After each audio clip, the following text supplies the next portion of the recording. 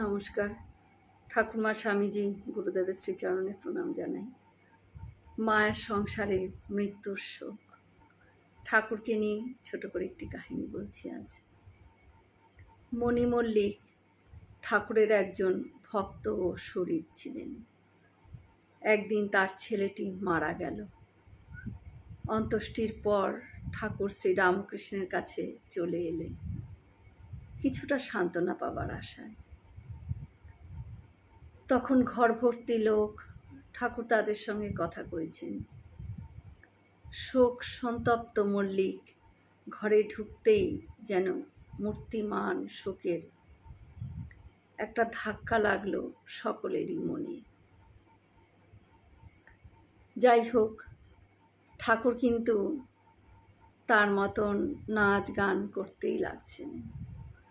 জীব সাজো সমরে, ওই দেখো রণবেশে, কাল প্রবেশে তোর ঘরে। এইরূপ চলতে চলতে একসময় ঠাকুরের ভাবন্মাদ থামল। মল্লিকের পাশে বসে পড়লেন ঠাকুর এবং তার গায়ে মাথায় হাত বোলাতে লাগলেন। ঠাকুর বলছেন, তুমি যে জ্বালায় জ্বলছ তার কণা মাত্র আস্বাদ করছি আমি মল্লিক, কিন্তু ভগবানের প্রতি আসক্তি থাকলে এই মাইক দুঃখের অতলে তলিয়ে যাবে না।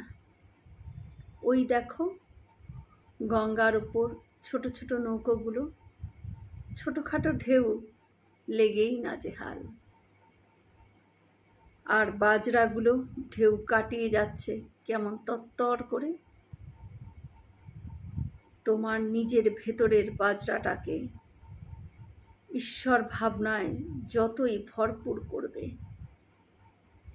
পাহাড় প্রমাণ দুঃখ তোমার গায়ে লাগবে না মল্লিক। নশ্বর শরীরের জন্যই তো শরীরের দুঃখ, আত্মার জন্য তো নয়। আত্মা তো অবনেশ্বর, চৈতন্যে উদ্দীপ্ত। এই বলে ঠাকুর তার গায়ে মাথায় হাত বোলাতে লাগলেন। এসব কথা কেবল কথার কথা নয়, কথামৃত। ইহা ঠাকুরের শক্তিধর বাণী। এই বাণী শক্তি মল্লিককে নাড়িয়ে দিলেন। সে যাবার সময় বলে গেল,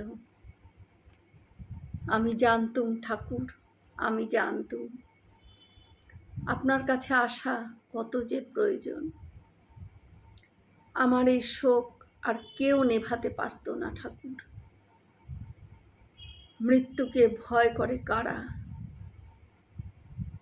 না, যারা সংসারের মায়ায় আবদ্ধ আর মিথ্যা মায়ায় যারা অন্ধ নয়, তাদের কাছে মৃত্যুও নেই। অনেক সময় ধ্যানে যখন চোখ দুটো স্থির হয়ে যায় ঠাকুর, এপার ওপার দুই জীবনের মধ্যিখানে দাঁড়িয়ে দেখি তফাৎটা কোথায়। না, কোথাও তো তফাৎ নেই, কোনো মৃত্যু নেই, কোথাও মৃত্যু নেই।